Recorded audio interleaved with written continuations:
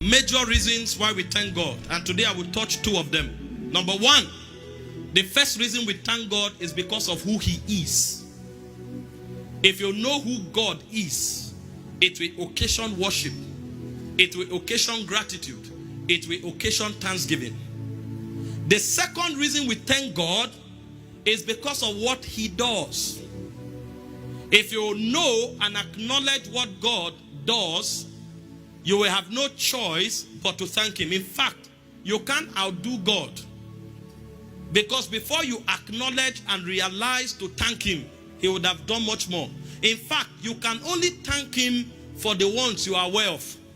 And there are many God is doing that you are not aware of.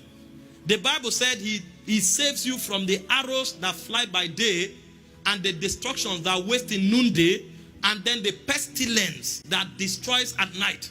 So there are attacks that God is shielding you from even while you are sleeping.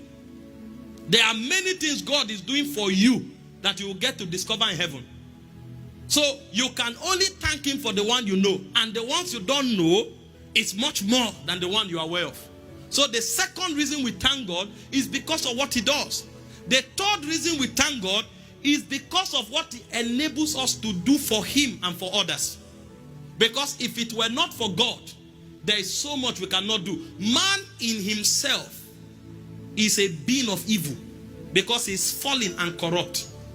The reason we can do good and do good for God and others is because it is Him that worketh in us, both to will and to do of His good pleasure. So when you do good, don't go thinking you are one special being who is different from others. It's because God helped you.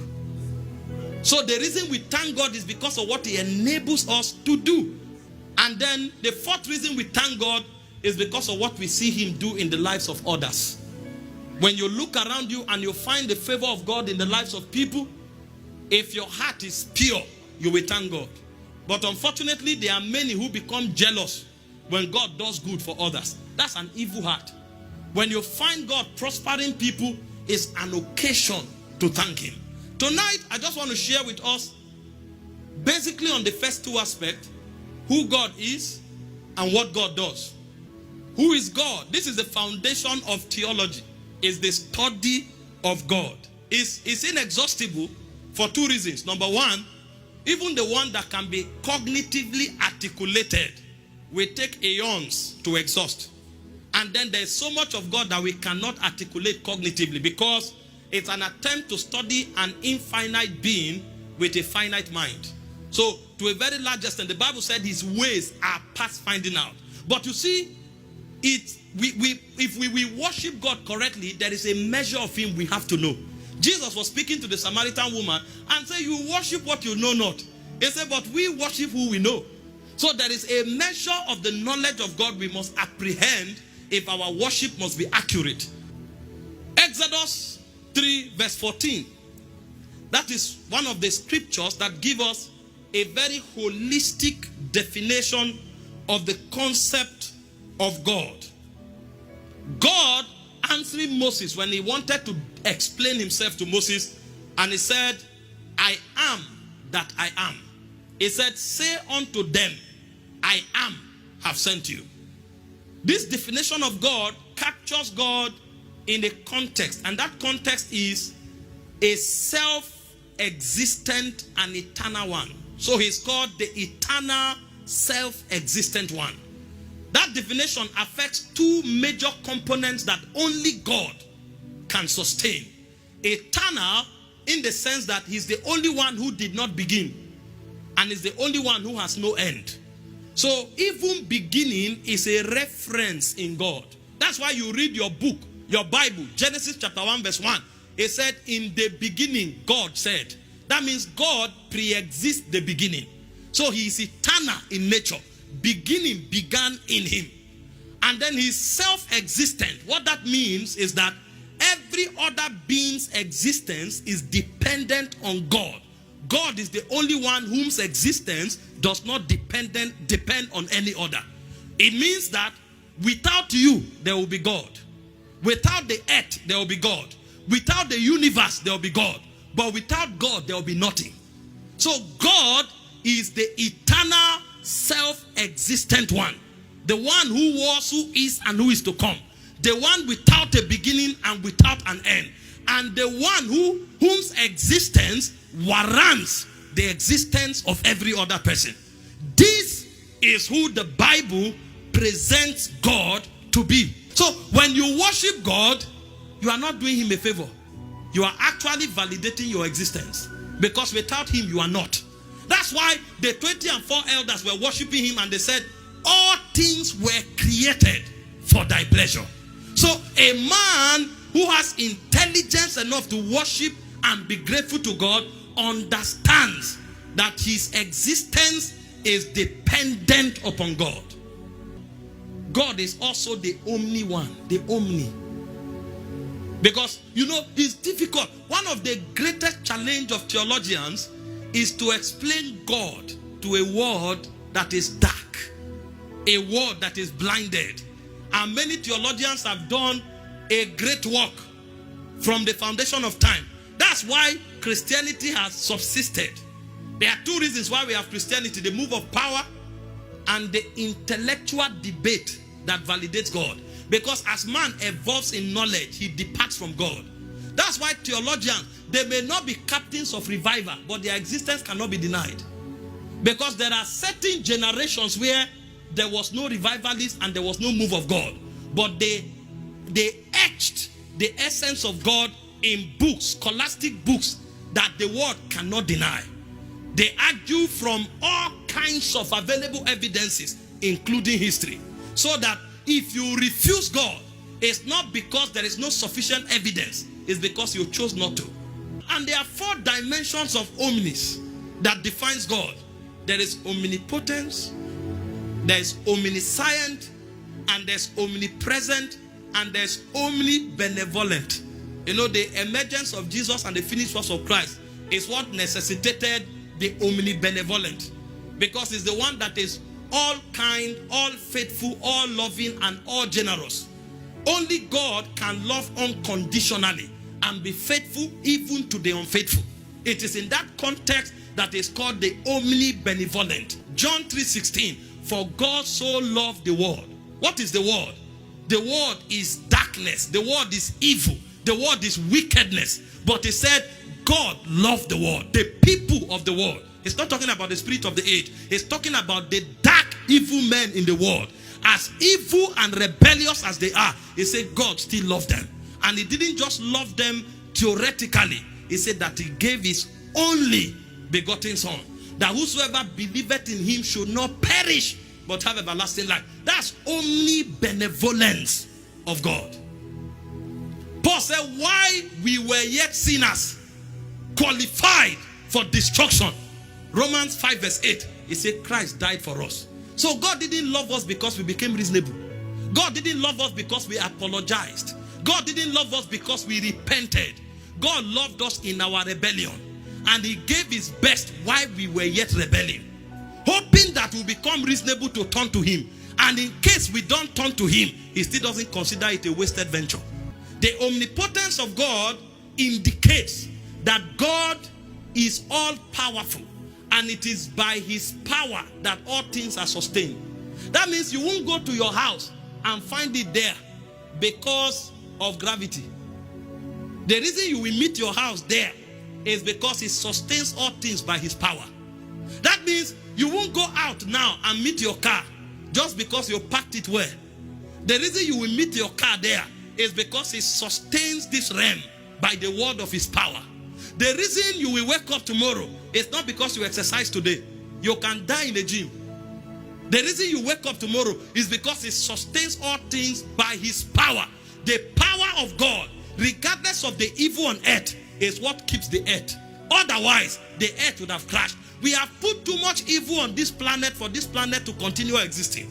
The reason this planet still subsists is because there is an invincible power sustaining it. It's called the omnipotence of God. I give you a few scriptures to buttress this. Matthew 19 verse 26. Jesus looked at them and said, with man, it's impossible. He said, but with God, all things, not some, are possible. Then God is also omniscient. That means he knows all things at all times. He has perfect and infinite knowledge of all things. He knows about everything, everywhere, at all times and in all times. Now, at all times is different from in all times. At all times means every time that has existed. In all times means every time that has not just existed, but that will exist. What does that mean? Right now, God is already in tomorrow. And right now, God is still in yesterday. If God lives yesterday, yesterday will crumble. And if yesterday crumble, the chronicle of time will fail. Earth will crumble. If God is not in tomorrow already, the algorithm of the universe will fail. The earth will collapse. It's like a chain. You are the one who has yesterday, today, and tomorrow.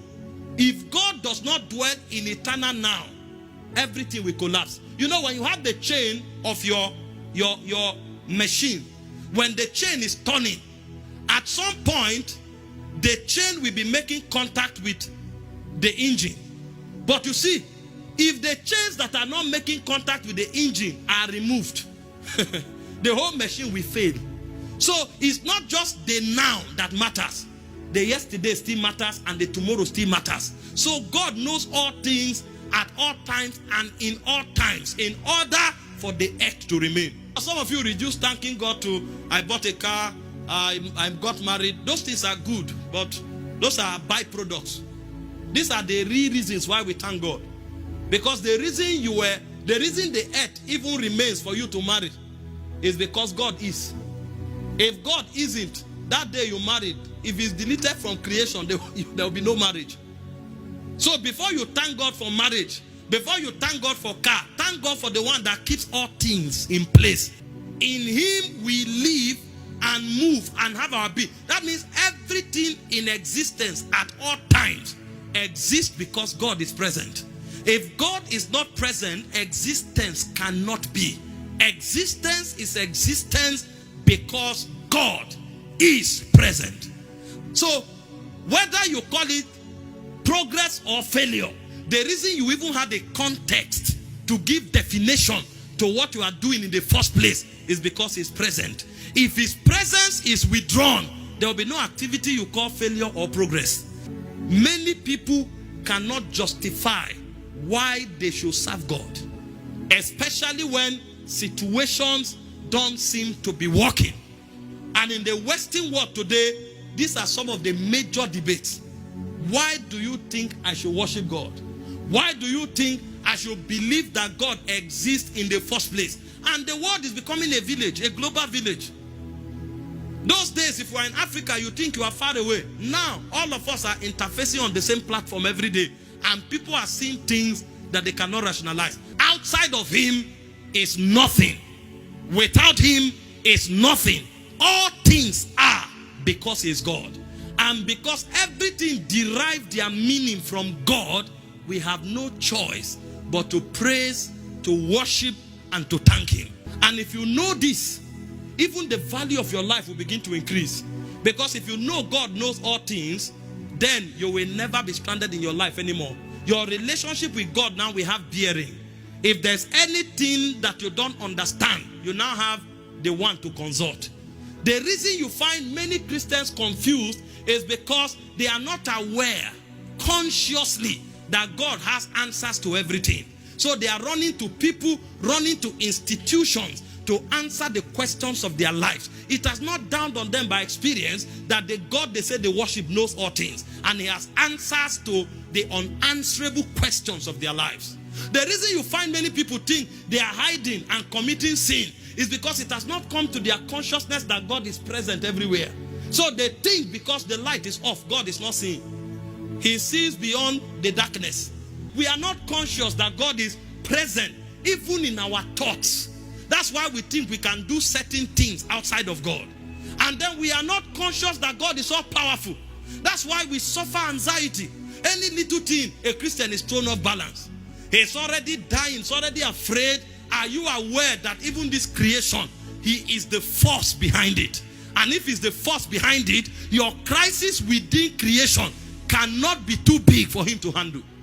And so our lack of understanding of who God is the fundamental problem that we have. Do you know that He's all benevolent?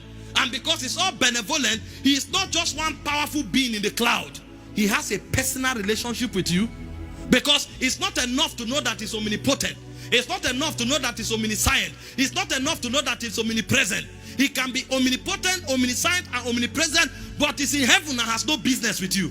But if you know that He's omnibenevolent and He has demonstrated it by dying for you, there is nothing on earth that can make you be afraid, because you know, if God be for us, who can be against us?